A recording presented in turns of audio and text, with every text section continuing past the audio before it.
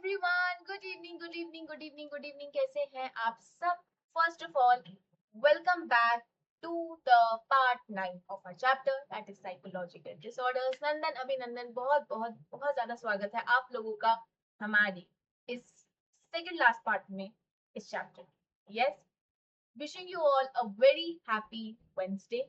Yes, कैसे हो आप सब? कैसा चल रहा है सब कुछ? कैसा चल रहा है स्कूल? कैसा चल रहा है एग्जाम? क्योंकि मुझे आया है मुझे मेरे खास सूत्रों से पता चला है कि आप लोगों के एग्जाम शुरू हो गए हैं। एग्जाम्स कैसे चल रहे हैं? बहुत स्कूलों में एग्जाम चल रहे हैं, बहुतों में खत्म हो गए हैं। So how is it going? Yes, कैसा रहा? कैसा चल रहा है सब कुछ? Everything is going good? सब अच्छा चल रहा है? मजे में चल रहा है? यस यस यस, बोलो बोलो बोलो। तुम्हारा पता है तुम्हारे जूनियर्स का चैप्टर 4 खत्म हो गया। उनका चैप्टर 4 खत्म हो गया, तुम्हारा भी हो जाएगा। तुम्हारा आज ये होगा एक, और कल एक होगा। एंड मतलब कल तुम्हारा वो करवा दूंगी मैं, सारा जो एनसीईआरटी वगैरह है ना वो खत्म मैं करवा दूंगी। तो they are just one class ahead than your, one class ahead than, एक क्लास ही आगे तुमसे। तो आपका जैसे 10 क्लास लगा है, उनका 9 में ही हो गया। थोड़ा सा द थिंग इज उनका थोड़ा सिलेबस वाज समथिंग, तो थोड़ा जल्दी खत्म हो गया। बट आप लोगों का थोड़ा सा डिसऑर्डर है, तो उसको वी टेक टाइम थोड़ा सा समझने के लिए, पढ़ने के लिए। बट टुमारो आपका भी खत्म हो जाएगा, and then from Monday onwards हम लोग आपका भी और आपके प्यारे प्यारे जूनियर्स का भी चैप्टर 5 शुरू कर देंगे। एंड होपफुली 31st तक हो जाए, एटलीस्ट आपका तो 31st तक हो जाएगा। मुझे आपके जूनियर्स का लग रहा है, पता नहीं पर 31st तक मैं करवा पाऊंगी कि नहीं, बिकॉज बीच में 3 दिन का आई एम टेकिंग ब्रेक। तो फ्राइडे सैटरडे संडे नहीं होंगी क्लासेस। सो मंडे से डायरेक्टली रिज्यूम होंगी, तो मंडे टू मंडे लाइक 8 दिन में I have to complete your chapters. Hopefully yes I will be able to, let's see कैसा। We just hope for the best, जो अच्छा होगा होगा। ठीक है, नेवर माइंड, उसको छोड़ दो तुम लोग। फाल अभी इधर फोकस करते हैं, इधर आज वाली क्लास में फोकस करते हैं। ठीक है, चैप्टर 5 तो करवा ही दूंगी। Never mind. So with this let's begin our class today, जो भी है। चलो शुरू करते हैं। ठीक है, 21 अगस्त तक नहीं होगा, एटलीस्ट तुम्हारा खत्म हो जाएगा। तुम्हारे जूनियर्स का थोड़ा सिलेबस बड़ा भी है, तो may be it will extend to 1st और 2nd सितंबर, मोर और लेस ऐसा ही होगा। 1-2 दिन आगे पीछे चल सकता है, बट बहुत ज्यादा डिले नहीं है। Okay, so coming back, yes I assume कि आप सब कोई बहुत मजे में हो, बहुत अच्छे हो, ज्यादा परेशानी नहीं है, ज्यादा तकलीफ नहीं है, ज्यादा दुविधा नहीं है। हाँ जी, yes no maybe everything is going good. ठीक है, सब अच्छा चल रहा है। अगर अच्छा नहीं भी चल रहा है, किसी चीज से तुम परेशान भी हो रहे हो, तो आप मुझे मेल कर सकते हो, आप मुझे अप्रोच कर सकते हो। हम लोग साथ में मिलकर we can deal it together. आप मुझे अपने कंसर्न्स बताओगे, तभी मैं आपकी हेल्प भी कर पाऊंगी। अगर आपको कोई कॉन्सेप्ट समझ नहीं आ रहा है, आपको कोई चीज की डाउट है, आपको किसी में भी कोई भी परेशानी है, you can text me back, you can mail me, you can write it in the comment section। आपके पास प्लेटफॉर्म ही प्लेटफॉर्म्स है। टेलीग्राम चैनल ज्वाइन कर नहीं रहे हो? टेलीग्राम चैनल पे 1000 अपडेट्स वहां पे भी आ जाते हैं। बहुत सारी चीजें ऐसी भी होती है जो आपको पता नहीं होती, तो वो टेलीग्राम से आपको पता चल जाएगी। जो आपको नहीं पता चल रही है, जिस बात में आपको बहुत डाउट है, आप मुझे कमेंट डाल के पूछ सकते हो। कमेंट आप देखते ही हो, मैं फटाफट कमेंट्स का भी रिप्लाई कर देती हूँ। अगर आप मुझे मेल करोगे तो मैं मेल का भी जवाब दे दूंगी। दोनों दो मेल आईडीज भी गिवन, जो भी आपको अच्छा लगे वहां कर देना। ठीक है, ओके। तो I assume on a positive note, let's start our second last part of this chapter. Okay, परंपरा प्रतिष्ठा अनुशासन के हिसाब से पीला पीला आज पेन यूज करेंगे, कि आज मैं भी पीला पीला पहन के आई हूँ। आज मैं आम बन के आई हूँ। यस, ठीक। आज की क्लास में हम लोग जो कल हमने पढ़ा था, एक बार हम सब क्विक रिकैप कर लेते कि हमने कल क्या पढ़ा था, और आज की क्लास को हम फिर आज की क्लास में हम इस चैप्टर की समाप्ति करते। ठीक है, तो जैसा तुम जानते हो, कल की क्लास में हम लोगों ने न्यूरो डेवलपमेंटल डिसऑर्डर्स पढ़ना शुरू किया था, और इसका the most basic most common feature was that कि ये डिसऑर्डर अर्ली चाइल्डहुड में होता है। जनरली 18 ईयर से कम वालों में हमारा ये डिसऑर्डर होता है। इससे बड़े उम्र में नहीं होता है, बिलो 18 ईयर्स में ये हमारा न्यूरो डेवलपमेंटल डिसऑर्डर होता है। यहाँ पर जो भी डिसऑर्डर होता है ये बच्चों में ही इसका मतलब हो रहा है, और बच्चों में हो रहा है तो उनकी personal, social, academic and occupation, occupation क्या हो जाएगा, स्कूल। तो personal, social, academic and school life पूरी ज्यादा इम्पेयर्ड हो जाती है, बहुत ज्यादा इनकी जो लाइफ है यहाँ पे, जो इनके जो फंक्शनिंग है यहाँ पे, जो इनका काम है यहाँ पे, वो काफी इम्पेयर्ड हो जाता है। ठीक है, यहाँ पे कुछ बिहेवियर का बहुत ज्यादा कोई बिहेवियर दिख जाता है, एक पर्टिकुलर बिहेवियर का बहुत ज्यादा अकरेंस हो सकता है, एक कोई पर्टिकुलर बिहेवियर हो सकता है जिसका कोई अकरेंस ही नहीं है, वो हो ही नहीं रहा है ना। या कुछ कुछ ऐसी चीजें भी होती हैं जो एज इन अप्रोप्रिएट बिहेवियर्स होते हैं। तो देयर आर मल्टीपल टास्क या मल्टीपल फैक्टर्स। यस, इसमें हमने चार तरीके का, चार डिसऑर्डर आ जाता है न्यूरो डेवलपमेंटल डिसऑर्डर्स के अंदर। चार क्या क्या था, ADHD, attention deficit hyper activity disorder, autism spectrum disorder, intellectual disability and specific learning disability. Yes, तो अगर तुम याद करो, तुम एडीएचडी में तो हमने क्या पढ़ा था, ADHD is all about inattention and hyper activity and impulsivity. तो एक हो गया इनअटेंटिवनेस, इनअटेंशन, और दूसरा क्या हो गया, हाइपर एक्टिविटी, इम्पल्सिविटी। तो तीनों का मतलब क्या है, एक बार क्विकली समझ लेते हैं। इनअटेंशन का मतलब है कि बच्चा लंबे समय तक, मैं बार बार बच्चा इसीलिए बोल रही हूँ क्यों, क्योंकि यहाँ पे एज ग्रुप जो है वो 18 एंड बिलो है, बिलो 18 ईयर्स।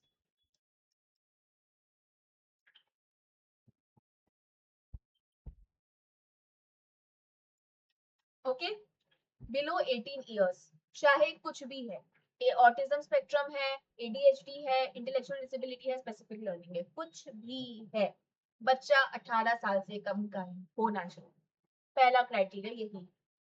ओके, अगर हम एडीएचडी की बात कर रहे हैं, यहाँ पर दो चीजें हैं, inattention and hyper activity, impulsivity.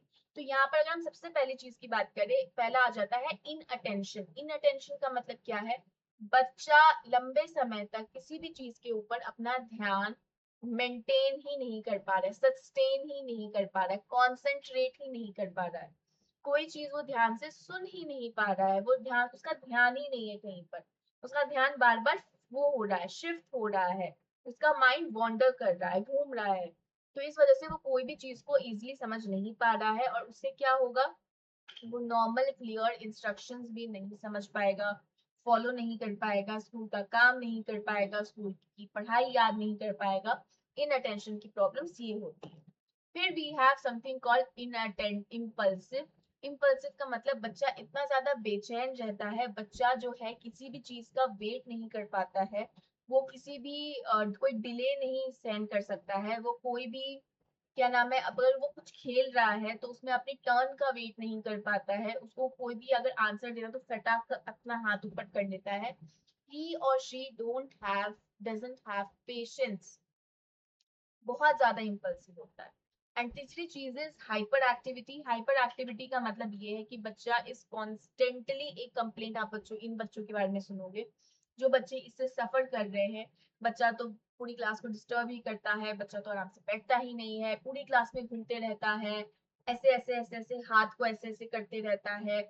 तो समथिंग और the other the child will do, because उसके लिए एक जगह बैठना is a very challenging and a difficult task. Yes, यही था एडीएचडी। फिर हमने ऑटिज्म स्पेक्ट्रम डिसऑर्डर के बारे में बात करी थी, जहाँ पे the major problem is impairment in social and communication skill. बच्चा यहाँ पर and a repeated stereotype behaviour, बच्चा एक ही तरीके का बिहेवियर बार बार रिपीटेड पैटर्न पे दिखाता है, ऐसे ऐसे हैंड फ्लैप करेगा, कुछ भी करेगा, कुछ भी करेगा तो वो रिपीटेडली करेगा, और ही और शी लाइक्स रूटीन, उसको अपने जीवन में बदलाव नहीं पसंद है, उसकी जिंदगी में जो जैसे अभी तक चल रहा है, एक रूटीन में चल रहा है, तो वो उसी रूटीन में जाएगा, कोई उसमें चेंजेस नहीं होंगे। Second and the first important thing is social and communication skill impairment. वो किसी से बात नहीं कर पाता है, अगर कोई उनसे बात कर रहा है तो वो उनको रिस्पॉन्ड नहीं कर पाता है, अपनी फीलिंग्स उनको शेयर नहीं कर पाता है। एंड तो ये सारी कुछ ऐसे कम्युनिकेशन प्रॉब्लम्स है, इवन उनकी स्पीच अच्छे से डेवलप नहीं होती, कभी कभी स्पीच अगर डेवलप भी है तो भी वो बोलना नहीं चाहते हैं, because they think they are not in a good space, तो वो बोलना नहीं चाहते हैं। तो ये वाली चीजें हैं। अपना और बहुत सेलेक्टिव लोगों से बात करते हैं, लाइक बहुत ज्यादा भी बात नहीं करते, बहुत सेलेक्टिव लोगों से बात करते हैं। अगर बचपन में ये चीजें इम्प्रूव नहीं होती हैं तो बड़े जाके इन्हीं बच्चों को जब ये बड़े हो जाते हैं तो उन लोगों को कोई भी रिलेशनशिप स्टार्ट करने में, मेंटेन करने में बहुत ज्यादा प्रॉब्लम आ सकती है। ओके, इसके बाद वी हैव इंटेलेक्चुअल डिसेबिलिटी, जो हम ऑलरेडी चैप्टर 1 में हमने इनके बारे में पढ़ा था। इंटेलेक्चुअल डिसेबिलिटी में दो मेजर क्राइटेरिया थे, दो नहीं एक्चुअली तीन मेजर क्राइटेरिया थे। सबसे पहला, इंटेलेक्चुअल डिसेबिलिटी, इंटेलेक्चुअल फंक्शनिंग सब एवरेज होगी, मतलब 70 से कम आईक्यू होनी चाहिए। दूसरी चीज यहाँ का अडेप्टिव बिहेवियर होगा, अडेप्टिव फंक्शनिंग होगी। अडेप्टिव बिहेवियर इम्पेयर्ड होना चाहिए, अडेप्टिव बिहेवियर अच्छा नहीं होगा इन लोगों का पर्सनल, सोशल एंड इस वाले एस्पेक्ट में। एंड तीसरा ये जो है 18 ईयर से पहले पहले ऑनसेट इसका हो जाना चाहिए, 18 ईयर से पहले ही होता है। इसके चार तरीके के आईक्यूज हमने पढ़े थे, चार तरीके की इंटेलेक्चुअल डिसेबिलिटी होती है, mild, moderate, severe, profound. Mild is someone की लोगों का जो एकेडमिक वगैरह होता है वो 6th ग्रेड तक का होता है, लेकिन वो अपनी जॉब, अपनी शादी, अपने रिश्ते अच्छे से निभा सकते हैं, उनको कोई सुपरविजन की जरूरत नहीं होती है। मॉडरेट आईक्यू वाले लोग जो होते हैं उनको सुपरविजन की जरूरत हल्की बहुत होती है, उनको ट्रेनिंग, क्योंकि वो लोग अपना डेली लाइफ के रूटीन भी नहीं कर पाते हैं, है ना, सेल्फ केयर वगैरह, तो हाँ सेल्फ केयर वगैरह कुछ भी नहीं कर पाते हैं। उनका एकेडमिक तो और 1 और 2 ग्रेड वालों के जितना होता है। I am not labelling, I am just telling you the characteristics. उसके अलावा इन लोगों को जॉब वगैरह करने में भी मुश्किलें होती है, लोगों से बातचीत करने में प्रॉब्लम होती है, अपनी बात रखने में भी प्रॉब्लम होती है। यस, लेकिन अगर मैं सीवियर और लेकिन फिर भी ये they are able to do under a supervision. लेकिन अगर मैं सीवियर एंड प्रोफाउंड की बात करूं, वो लोग कोई भी शादी, कुछ भी रिश्ता नहीं कर रख पाते हैं, वो अपना डेली लाइफ रूटीन भी फॉलो नहीं कर पाते हैं। They need a constant care, they need a constant supervision, they need a proper support, क्योंकि उनका कोई भी काम किसी और के बगैर नहीं चलेगा, बात बात किसी से नहीं हो सकती है, पढ़ाई वगैरह कुछ नहीं, जॉब कुछ नहीं, they are completely dependent on others. Okay, and lastly we talked about specific learning disorder under neurodevelopmental, जहाँ पे हमने ये बात की थी कभी कभी बच्चे ऐसे भी होते हैं उनको पढ़ने में, लिखने में, मैथ सॉल्व करने में भी प्रॉब्लम होती है, लेकिन with adequate amount of practice and supervision बच्चे सुधर जाते हैं, बच्चे सही हो जाते हैं, बच्चे इंप्रूव कर जाते हैं। जैसे कि मैंने तुम्हें कल एग्जांपल दिया था तारे जमीन पर, सबने देखी है, ईशान अवस्थी से बहुत लोग रिलेट करते हैं, not in that terms of studies but in terms of his family का वो। यस, लेकिन हाँ कि जब भी अगर तुमने देखा ईशान अवस्थी को क्या था, डिसलेक्सिया। डिसलेक्सिया क्या होता है, डिफिकल्टी इन रीडिंग मेजरली, उसको मेजरली रीडिंग में प्रॉब्लम था, और अगर तुम देखोगे तो उसका मैथ्स भी अच्छा नहीं था, तो बेसिक उसको रीडिंग में ही प्रॉब्लम, है ना, तो रीडिंग की वजह से वो अच्छे से रीड नहीं कर पाता था, तो राइट भी नहीं कर पाता था, मैथ्स में भी उसको प्रॉब्लम होती थी, बहुत कुछ होता था। सो धीरे धीरे जब आमिर खान का रोल आया तो आमिर खान का दिखाया कि how he help him to overcome this dyslexia. क्या दिखाया गया कि dyslexia is treatable, it is something जिसको हम इम्प्रूव कर सकते हैं, हाँ कि ना। हाँ, तो स्पेसिफिक लर्निंग डिसऑर्डर में अगर आप बच्चों को थोड़ा सा सुपरवाइज कर दो, थोड़ा सा उनको सपोर्ट कर दो, थोड़ा सा गाइड कर दो, तो ही और she can actually improve a lot, आपके एक्सपेक्टेशन से भी ज्यादा। उसके बाद यहीं तक का हमने पढ़ा था न्यूरो डेवलपमेंट। इसके बाद हम लोग आ गए थे disruptive impulse control and conduct disorder के अंदर, जहाँ पे हमने दो तरीके के डिसऑर्डर्स को पढ़ा था। एक पढ़ा था हमने ऑपोजिशनल डिफाइंड डिसऑर्डर, और दूसरा हमने पढ़ा था conduct disorder. Oppositional defined disorder में हमने ये पढ़ा था कि अगर हम बच्चे को, छोटे बच्चे को कुछ भी अगर हम बोले, पहली बात दोनों ही डिसऑर्डर की सिमिलैरिटी ये है कि यहाँ पे जो बिहेवियर शो हो रहा है वो एज इन अप्रोप्रिएट है, क्योंकि यहाँ पे बच्चे अपने उम्र के अलावा, अपने उम्र से रिलेटेड कोई भी बिहेवियर शो नहीं करते, अपने उम्र से ज्यादा बड़े लोगों वाले बिहेवियर शो करते हैं। अगर बच्चों को यहाँ पे ऑपोजिशनल डिफाइंड डिसऑर्डर में क्या होता है, अगर बच्चों को कुछ भी बोल दिया जाए कि बेटा आपको ये काम करना है, तो वो बेटा कोई काम नहीं करेगा, वो चीजें तोड़फोड़ करने लग जाएगा, वो चिल्लाने लग जाएगा, वो टैंट्रम शो करने लग जाएगा, वो इरिटेट हो जाएगा, और हर चीज डिसओबीडियंट एंड हॉस्टाइल मैनर में शो करेगा। उनको लगता है कि उन्होंने जो ये चीजें ऐसे जो उन्होंने बिहेव किया, इट इज अ रिएक्शन, उनके हिसाब से ये नॉर्मल है and it was a complete reaction to a behaviour. उनके लिए वो बिहेवियर को जस्टिफाई करते हैं कि हाँ मुझे ऐसा इन लोगों ने बोला इसलिए मैंने ऐसा रिएक्ट किया, इसलिए मैंने ऐसा नेगेटिवली रिएक्ट किया, but it is not right. Yes, yes. अब सेम चीजें जो है, जब ये लोग बच्चे जो हैं किसी और के साथ भी बात करते हैं, इंटरैक्ट करते हैं, तो ये चीजें और ज्यादा कॉम्प्लिकेट हो जाती है। तो ये था ऑपोजिशन डिफाइंड डिसऑर्डर, जहाँ पे बच्चे को कुछ भी बोला जाएगा बच्चा नहीं करेगा, बच्चा इंस्टेंट एक reaction, negative reaction, hostile reaction, aggressive reaction show करेगा। Conduct disorder is all about थोड़ा सा ज्यादा मतलब बदमाश वाली चीजें आ जाती है इसमें, शैतान वाली चीजें आ जाती है इसमें। कहने का मतलब ये है कि जो बच्चा है, पहली बात as inappropriate behaviour show करता है, जहां पर वो चीजों की तोड़फोड़ करता है, वो चोरी चकारी में लग जाता है, वो रूल्स वायलेट करता है, चाहे स्कूल के हो, घर के हो, सोसाइटी के हो, उसको वायलेट करता है, लोगों को इंटेंशनली हार्म पहुंचाने की कोशिश करता है, उनको मतलब नुकसान पहुंचाने की, उनको लाइक मारने पीटने की कोशिश करता है। तो that is a anti social और अ कंडक्ट डिसऑर्डर। इसके अंदर कुछ अग्रेसिव बिहेवियर्स भी आते हैं। तो 4 तरीके के अग्रेशन भी have स्टडीड। एक होता है वर्बल अग्रेशन, जहाँ पे बच्चे गाली गलौज पे उतर आते हैं। फिजिकल, जहाँ पे वो लोग मार पिटाई पे उतर आते हैं। हॉस्टाइल, जहाँ पे वो जान पूछ के चाहते हैं कि बच्चे की सामने वाले को चोट पहुंचे। यस, किसी और के हाथों से उसको चोट पहुंचे। And proactive aggression is all about, proactive का मतलब हो जाता है कि बिना किसी प्रॉपर ट्रिगर के या बिना किसी प्रोवोकेशन के भी इंडिविजुअल जो है रिएक्ट कर जाता है। Yes, yes. तो इतना हमने पढ़ा था कल की क्लास में। आज की क्लास में हम पढ़ेंगे feeding and eating disorder and your substance abuse.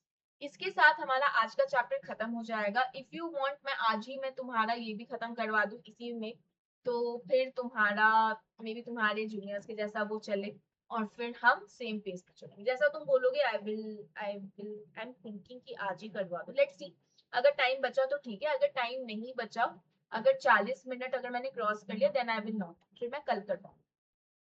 ठीक है ना। फीडिंग एंड ईटिंग डिसऑर्डर के बारे में अगर हम बात करें, तो ये एक बहुत दिलचस्प डिसऑर्डर है।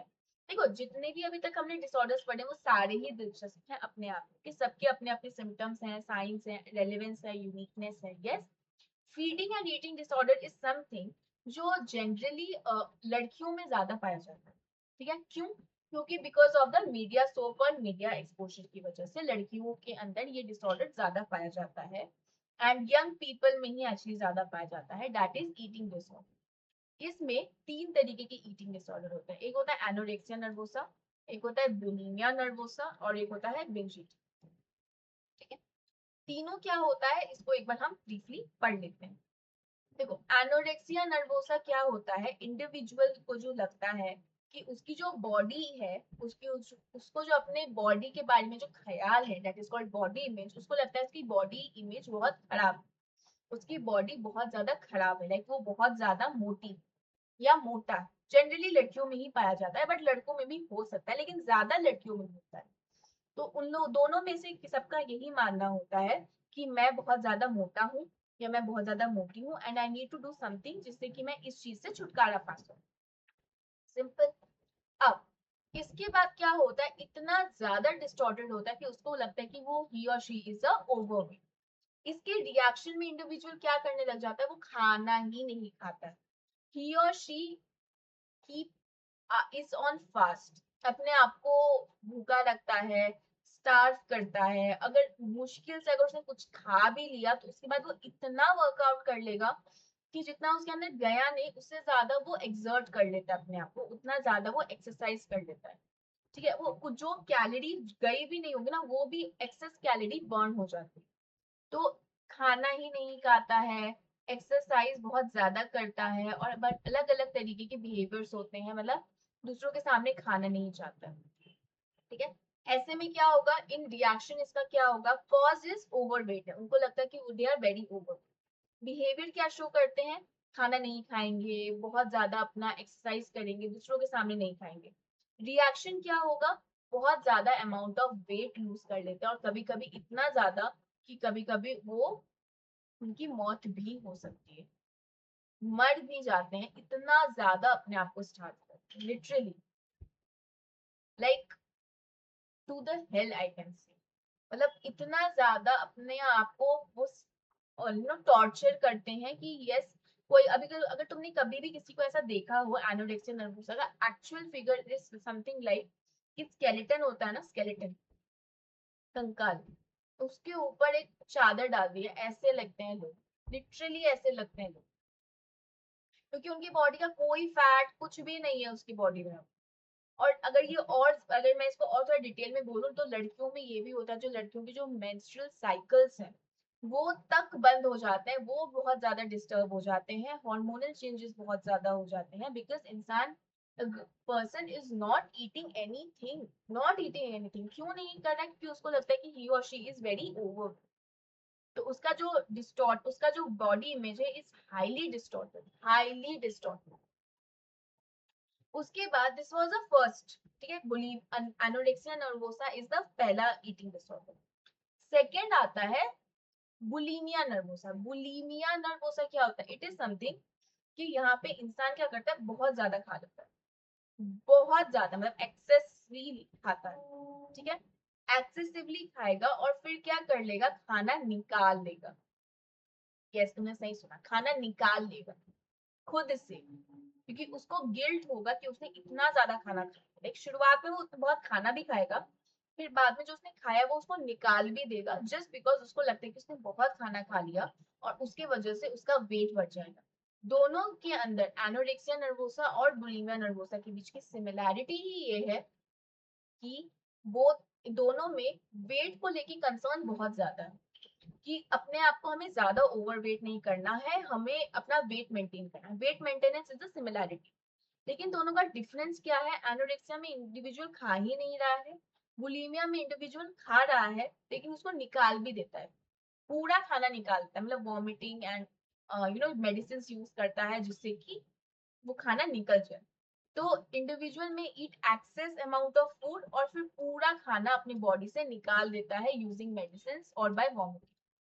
अब क्या करता है, जब इंडिविजुअल इतना ज्यादा खाना खा लेता है उसको बहुत ज्यादा खराब लगता है, डिस्गस्टेड और बहुत ज्यादा अपने ऊपर शर्म आती है जब वो बहुत ज्यादा बिंज कर लेता है। ये है रीजन कि क्यों ये ऐसा करता है, क्योंकि जब इंसान बहुत ज्यादा खा लेता है उसको गिल्ट होता है, उसको शर्म आती है कि वो इतना कैसे खा सकता है, और उस शर्म को दूर करने के लिए, उस शर्म से कोप अप करने के लिए वो खाना बाहर निकालता है, बट अल्टीमेट गोल यही होता है क्योंकि उसको अपना वेट मेंटेन करना है। एक हो गया एनोरेक्सिया नर्वोसा, एक हो गया बुलिमिया नर्वोसा।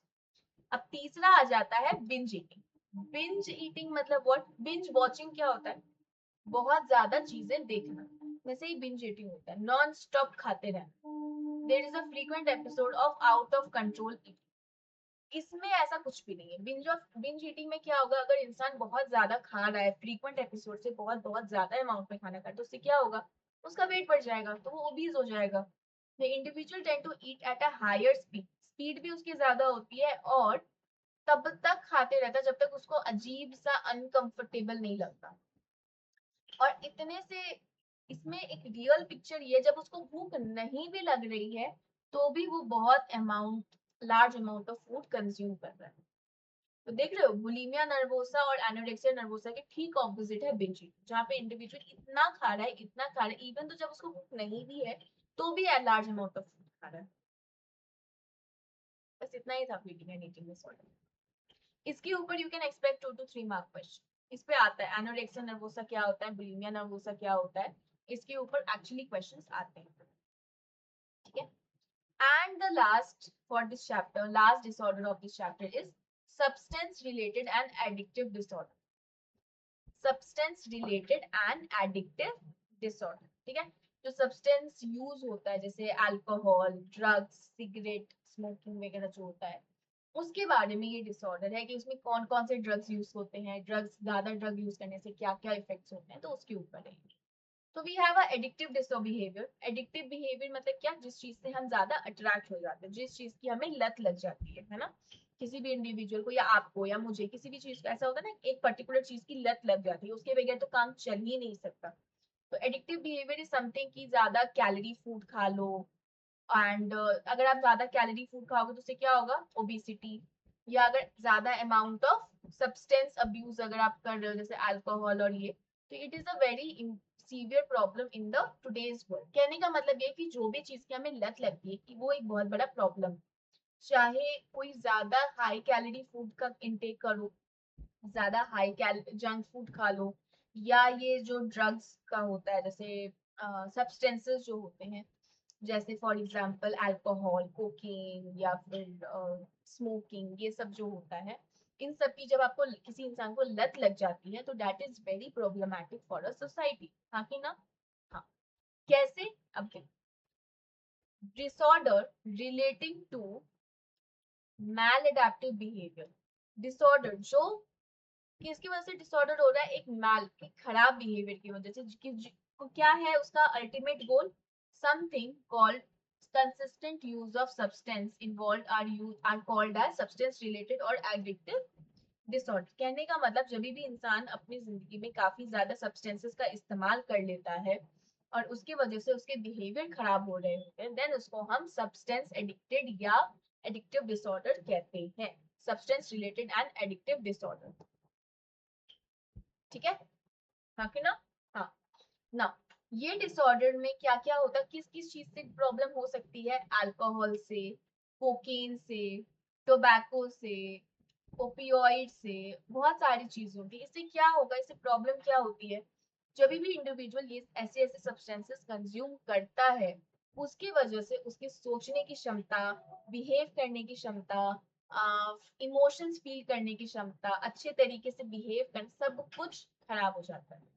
तो सोचना, फील करना, बिहेव करना, सब कुछ खराब हो जाता है। तो वैसे बहुत सारे हैं बट हम इसमें बस 2 से 3 के बारे में ही वी विल टॉक अबाउट। ठीक है, सबसे पहला इज अल्कोहल। यस, अल्कोहल, है ना, बहुत सारे गाने बने हैं अल्कोहल के ऊपर, है ना, 4 बोतल वोडका का मेरा रोज का, है ना, something like that of sort.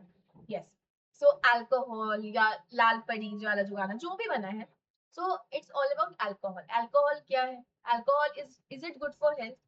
No, लेकिन फिर भी लोग कंज्यूम करते हैं। Yes, okay. किसी भी चीज का एक नॉर्मल अमाउंट कंज्यूम करना इज फाइन, तो इसका भी अगर नॉर्मल आप कर रहे हो तो इट्स फाइन, बट क्या होता है नॉर्मल से वो कब अब नॉर्मल हो जाता है या कब एक्सेस हो जाता है, किसी को भी नहीं पता होता।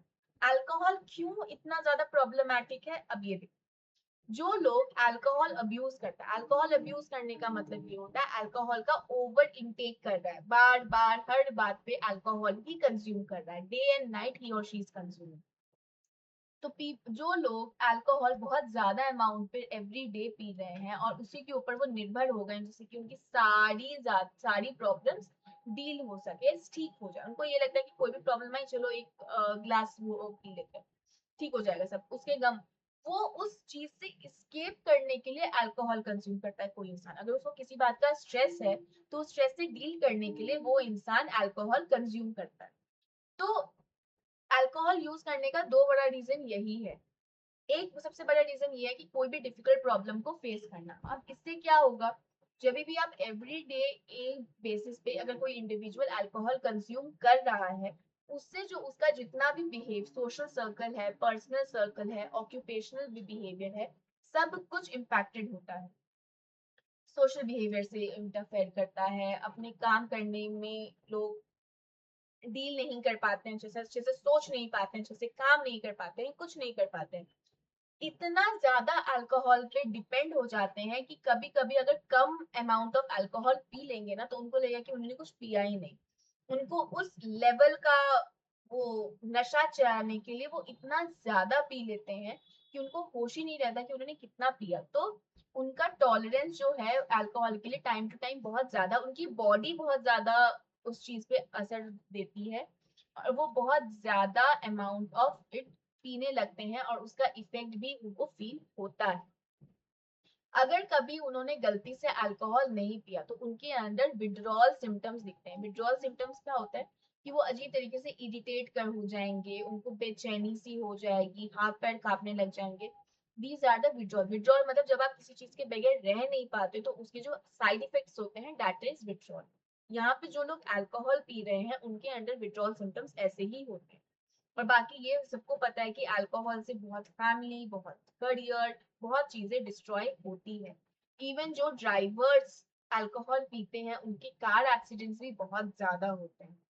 और बच्चों के ऊपर इसके तो काफी ज्यादा सीरियस इफेक्ट्स हैं। जैसे बच्चे जो हैं वो भी आजकल, इन जैसे एडोलेसेंट बच्चे जो हैं, आप लोग की जो कैटेगरी के बच्चे हैं, in the words of curiosity, curiosity हो रही है, थोड़ा सा नया कुछ ट्राई करना है, वो जो किक मिलेगी, है ना, कुछ नया ट्राई करने का जो जुनून तुम्हारे सब बच्चों पे सवार होता है, उसमें ये लोग इन चीजों का भी एक्सपेरिमेंट कर लेते हैं।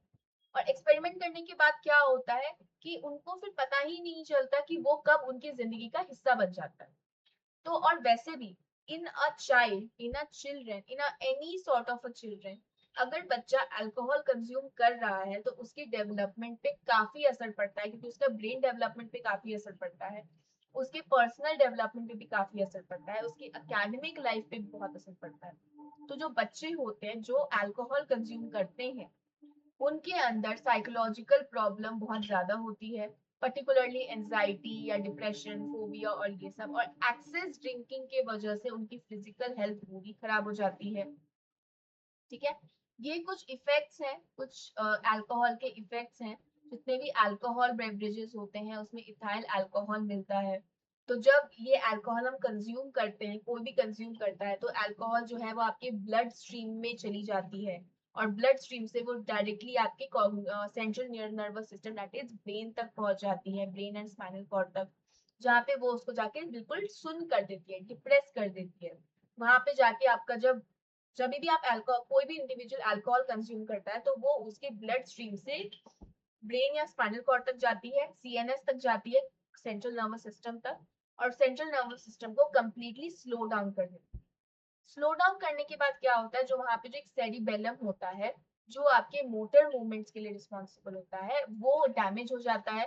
डैमेज हो जाता है मतलब वो स्लो डाउन हो जाता है, और इंसान उसके वजह से, जो भी इंसान इंटॉक्सिकेटेड होता है, वो अच्छे से चल नहीं सकता है ना, वो नॉर्मल वॉक नहीं कर पाता है, वो ठीक से कोई नॉर्मल वॉक नहीं कर पाता, अगर गाड़ी चला रहा है तो ठीक से स्ट्रेट गाड़ी भी नहीं चला पाएगा।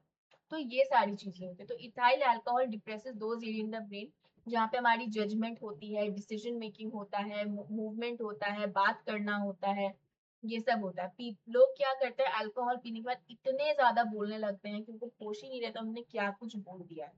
यस, जनरली बोलते हैं अल्कोहल पीने के बाद लोग सच बोलते हैं। सच इसीलिए बोलते हैं क्योंकि उनका जजमेंट वगैरह सब खराब हो चुका है, उनका कोई वो होश नहीं है, तो इसलिए वो सब कुछ बोल देते हैं। उसके बाद उनकी और भी एरियाज में वो होता है, वो कोई जजमेंट नहीं बना सकते, स्पीच केयरफुल नहीं होती है, मेमोरी खराब होती है, कोई कोई बहुत ज्यादा इमोशनल बन हो जाते हैं, है ना, मोटर डिफिकल्टी ज्यादा होती है, वो ठीक से चल नहीं सकते हैं, सिंपल उनका विजन ब्लर हो जाता है, सुन नहीं पाते हैं। ये सारी चीजें नॉर्मल है। तो ये सारे अल्कोहल के इफेक्ट्स हैं। अगर अल्कोहल के ऊपर क्वेश्चन आएगा तो ये सारी चीजें भी लिख देना। हाँ कि ना? हाँ। अब उसके बाद अल्कोहल के बाद आ जाता है हेरोइन। हीरोइन नहीं बोला मैंने, हेरोइन बोला। Heroin is a drug. Heroin intake जो होता है उसके वजह से आपका किसी भी इंडिविजुअल का personal, social and occupational functioning बहुत ज्यादा इम्पेयर होती है। इसमें इंडिविजुअल का प्रॉब्लम क्या है कि इंडिविजुअल ने अगर एक बार इस ड्रग को मतलब यूज कर लिया तो वो उसके ऊपर काफी ज्यादा डिपेंड हो जाता है। उनको लगता है कि उनकी जिंदगी के जितने भी मसले हैं वो इस सब्सटेंस से ठीक हो जाएंगे, और उसके ऊपर उनका टॉलरेंस ज्यादा हो जाता है, वो उसी के ऊपर निर्भर करने लगते हैं। टॉलरेंस इज निर्भर करना, वो करने लगते हैं। धीरे धीरे धीरे टॉलरेंस इज, मैंने बोला डेवलप अ डिपेंडेंस। डिपेंडेंस से तो तुम बिल्कुल डिपेंड ही हो गए हो उसके ऊपर, उसके बगैर तो तुम्हारा काम नहीं चलेगा, something like that. Tolerance is, अगर आपने कम अमाउंट, पहले अगर आपने 1 चम्मच खाया था, अब आप 1 चम्मच खाओगे तो आपको 1 चम्मच का असर नहीं होगा, अब आपको कम से कम 2 चम्मच तो खाने हैं, जिससे कि आपको थोड़ा सा अच्छा फीलिंग आए। तो वो अच्छे फीलिंग के चक्कर में, हर टाइम अच्छे फीलिंग के चक्कर में ये इनटेक्स, ये डोजेस बढ़ जाते हैं। तो एक सेकंड ना, एक सेकंड, पैनिक मत करना, just a moment. Yes, sorry sorry sorry, वो मुझे लगता है शायद अगर स्क्रीन ऐसे ब्लैक हो गई होगी तो जस्ट डोंट वरी, कभी कभी हो जाता है, अगर इनकेस हुई है तो। ठीक है, ओके। कहने का मेरा, मैं क्या कह रही थी कि हेरोइन कंज्यूम करने से यही होता है। तो एक, अगर आपने एक चम्मच, एक छोटा चम्मच खाया, छोटे चम्मच खा के आपको खुशी मिली, अच्छा लगा। अब नेक्स्ट टाइम अगर आप एक चम्मच खाओगे तो आपको एक चम्मच खा के मजा नहीं आएगा, तो आप क्या करोगे, एक और चम्मच खा लोगे। ऐसे विद टाइम आपका डोज बढ़ेगा, क्योंकि आपको अपना वो एक अच्छा फीलिंग चाहिए, तो वो अच्छे फीलिंग के चक्कर में आपका डोज कब बढ़ जाएगा आपको, इंसान को पता ही नहीं चलता। तो इंडिविजुअल डिपेंडेंस डेवलप कर लेता है, टॉलरेंस हो जाता है। और अगर उसको कभी हेरोइन नहीं मिला, उसने हेरोइन कंज्यूम नहीं किया, तो वो उसको विड्रॉल सिम्टम्स भी होते हैं, वो परेशान हो जाता है, चिड़चिड़ा हो जाता है, बहुत कुछ होता है। इसका डायरेक्ट डेंजर क्या है, ओवरडोज, क्योंकि आपको पता ही नहीं चलेगा कि कब इसका ओवरडोज हो गया। ओवरडोज होने की वजह से जो इंसान का रेस्पिरेटरी सिस्टम है, लंग सिस्टम है, ये सब जो है वो बिल्कुल स्लो डाउन हो जाएगा, ब्रीदिंग पैरालाइज हो जाएगी, ब्रीथ इंसान कर नहीं पाएगा, और ultimately it will cause death. It will ultimately cause death, nothing. Alcohol आपका सीएनएस डिप्रेस कर रहा था, हेरोइन आपका पूरा रेस्पिरेटरी फंक्शनिंग खत्म कर देता है, स्लो डाउन कर देता है, जिसकी वजह से ब्रीदिंग पैरालाइज होती है एंड डेथ हो सकती है। And the third drug that we will talk about is cocaine. Cocaine जो है, इट इज ऑल्सो समथिंग, जैसे अगर हम कोई भी इंडिविजुअल अगर इसका रेगुलर यूज कर रहा है कोकेन पर, है ना, उसकी वजह से वो भी एक तरीके का अब्यूज ही है, क्योंकि वो पूरे दिन उस चीज में इंटॉक्सिकेटेड है, एंड वो कोई भी काम अपना पर्सनल, सोशल, ऑक्यूपेशनल कोई भी काम ठीक से नहीं कर पा रहा है। कोकेन यूज करने के साइड इफेक्ट्स क्या है, इसमें मेमोरी लॉस बहुत प्रॉब्लम, इसका मेमोरी का प्रॉब्लम बहुत ज्यादा है, अटेंशन और मेमोरी का बहुत ज्यादा प्रॉब्लम है। यस, इसमें डिपेंडेंस डेवलप हो सकता है, क्योंकि डिपेंडेंस में डेवलप क्यों, जिससे कि इंडिविजुअल जो है, इंडिविजुअल क्या होता है, पहले इंडिविजुअल कोकेन को पीने खाने की कोशिश करता है, ये भी एक पाउडर की तरह ही होता है, ठीक है। तो वो पहले खाने की कोशिश, वो धीरे धीरे खाता है, और धीरे धीरे खाते खाते क्या होता है, कोकेन उसको खाने लगता है, कोकेन उसको अंदर से खाने लग जाता है, खोखला करने लग जाता है। तो कोकेन जो है इंसान की जिंदगी पे अपना बहुत ज्यादा उसको डोमिनेट करता है। जितना ज्यादा ये ड्रग यूज करेगा इंसान, जितना ज्यादा इसका ओवर डोज करेगा, उतना ज्यादा एक अच्छा इफेक्ट, एक अच्छी खुशी, एक अच्छा प्लेजर लाने के लिए उतना ज्यादा इसकी बॉडी खराब होगी। और अगर इंसान ने उसको रोका, अगर इंसान ने इसको विड्रॉ करा, तो उसके अंदर depression, fatigue, sleep problem, irritability and anxiety दिखेगा। ये सब विड्रॉल सिम्टम्स है। क्या क्या विड्रॉल है, इंसान डिप्रेस हो जाएगा, थका हुआ फील करेगा, सो नहीं पाएगा, एंशियस फील करेगा, इरिटेटेड, चिड़चिड़ा रहेगा, ठीक है।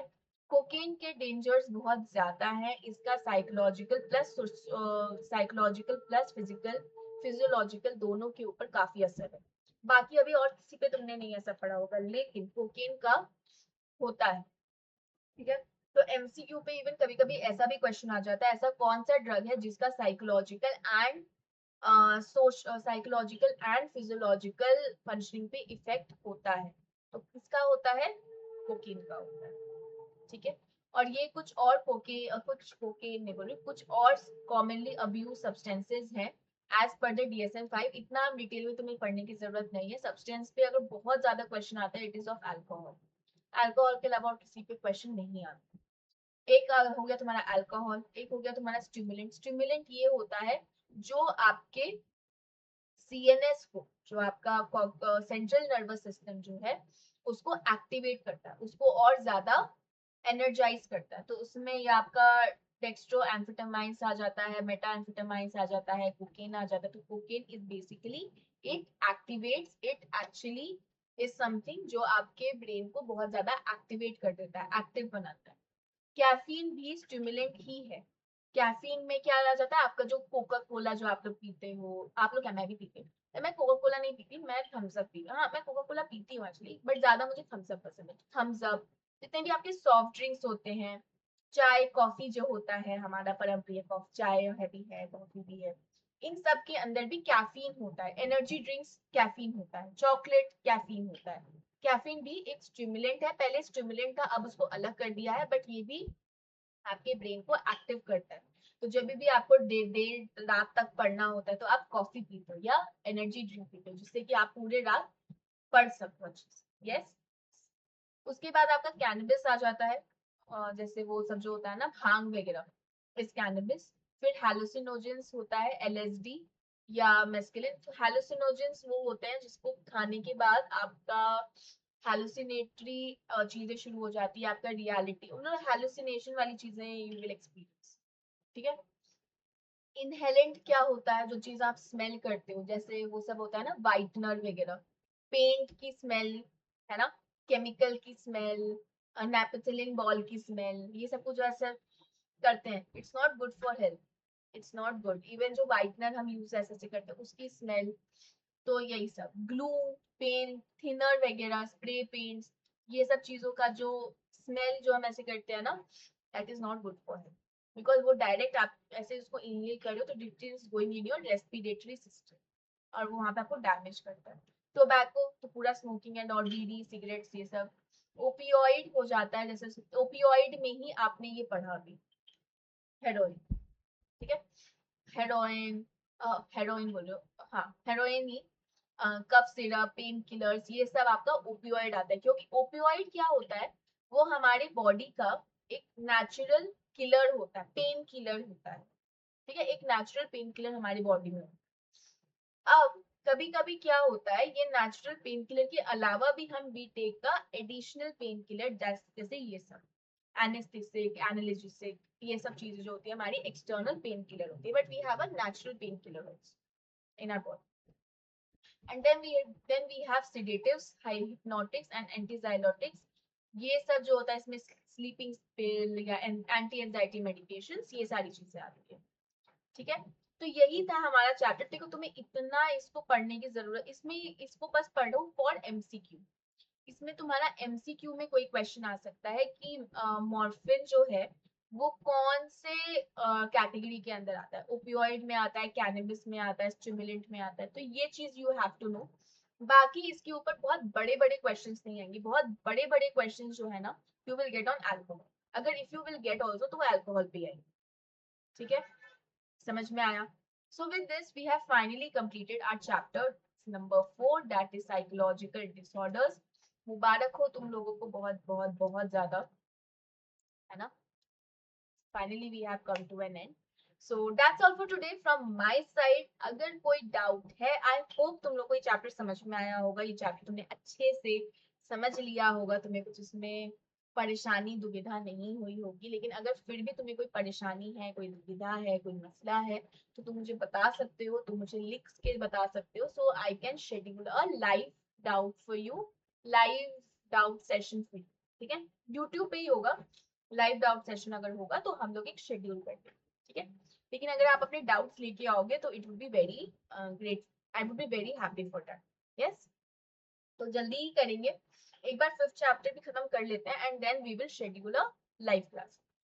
कल इसका जो होगा हम NCERT, glossary and practice sheet discuss करेंगे, एंड उसके बाद क्लास जो होगी वो डायरेक्टली मंडे को, तो you have a class till Thursday.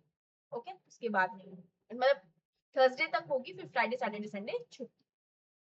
Okay, okay class, so see you all tomorrow. Yes, with us at the same time, at the same place.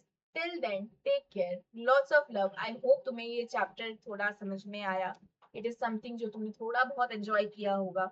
Yes, अगर कोई भी तुम्हें ऐसा कहीं पे भी लगे कि यार मैम, मैं दीदी ने स्कूल वाली टीचर के जैसा ही पढ़ा दिया, कहीं भी अगर तुम्हें ऐसा भी लगे तुम मुझे बता सकते हो, I can change my teaching method. Yes, problem ये कि मैं यहाँ पे ज्यादा अगर एग्जाम्पल अभी दूंगी तो तुम लोगों को समझ में नहीं आएगा, है ना। तो इसको मैं बहुत ज्यादा फैंसी उसमें नहीं पढ़ाना चाह रही थी, तो इसको मैंने टू द फैक्ट ही रखा है, टू द पॉइंट रखा है, क्योंकि ये बहुत ज्यादा ऐसे ना मजाक मस्ती करने वाला चैप्टर नहीं था, काफी थोड़ा सीरियस चैप्टर था। लेकिन अगर तुम्हें फिर भी कहीं लगे कि तुम्हें कोई चीज समझ में नहीं आई तो यू कैन टेक्स्ट मी, तो मुझे कमेंट सेक्शन में बता दो कि मुझे ये पर्टिकुलर पार्ट समझ में नहीं आया, देन हम लोग एक काम करेंगे, हम एक लाइव सेशन कर लेंगे और वहां पे मैं इसमें समझा दूंगी, है ना। डाउट्स मैं कंपाइल कर लूंगी एंड देन फिर मैं सारी डाउट्स तुम्हारे एक बार में सॉर्ट कर सकती हूँ, हाँ कि ना। यस, ओके, सो आज के लिए इतना ही रखते हैं। अपना बहुत सारा ध्यान रखो। ऑलमोस्ट तुम्हारा अब तो डिनर का टाइम भी हो गया है। अब आप भी डिनर कर लो, मैं भी कर लेती हूँ। And we will meet tomorrow at the same time. तब तक के लिए अपना ढेर सारा ध्यान रखो। And lots of love. See you all tomorrow. Bye bye.